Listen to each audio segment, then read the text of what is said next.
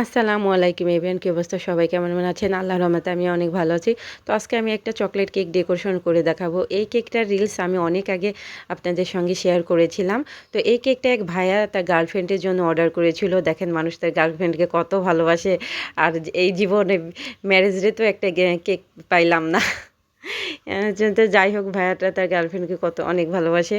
সে কিন্তু এর আগের বছর আমার কাছ থেকে কেক নিয়েছিল আর বলেছিল আপু কেকটা যেন একটু স্পেশাল হয়। তো এবছরও কিন্তু সেই একই কথা বলেছে, আপু যেন কেকটা একটু স্পেশাল হয়, দেখতে ইউনিক হয়। আমি আপনার উপরে দায়িত্ব দিয়ে দিলাম। তো আমি বললাম আচ্ছা ভাইয়া, আমি আনকমনভাবেই করার চেষ্টা করব। যেহেতু চকলেট কেক ছিল, এটা 1 পাউন্ডের একটা চকলেট কেক, আমি বেশি গর্জিয়াস ফুল এখানে দিতে পারবো না, দিলে আর কি কেকটা দেখতে ভালো লাগবে না।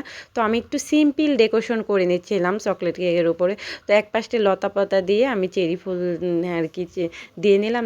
দেওয়ার পরে একটু চেরি ফুলের মাঝে পিঙ্ক কালারটা দিয়ে দিচ্ছিলাম।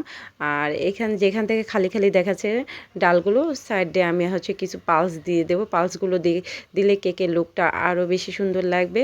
আর এর থেকে বেশি গর্জিয়াস ডিজাইন আর কি চকলেট কেকের উপরে ভালো লাগবে না। যেহেতু কেকটা 1 পাউন্ড, বেশি বড় না, বেশি গর্জিয়াস ডিজাইনও ফুটবে না। তো আমি আমার মতো করে বেশি করে স্প্রিঙ্কেল দিয়ে নিলাম যাতে কেকটা অনেক সুন্দর লাগে দেখতে। আর ভাইয়াটা কেকটা দেখে অনেক পছন্দ করেছিল।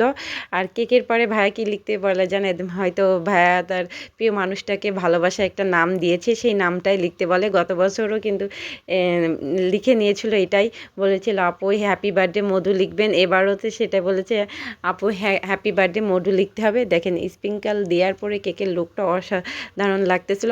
তো সবাই কমেন্ট করে জানাবেন আমাদের এই কেক ডেকোরেশনটা আপনাদের কাছে কেমন লাগলো। আর ভালো লাগলে অবশ্যই শেয়ার দিয়ে পাশে থাকবেন।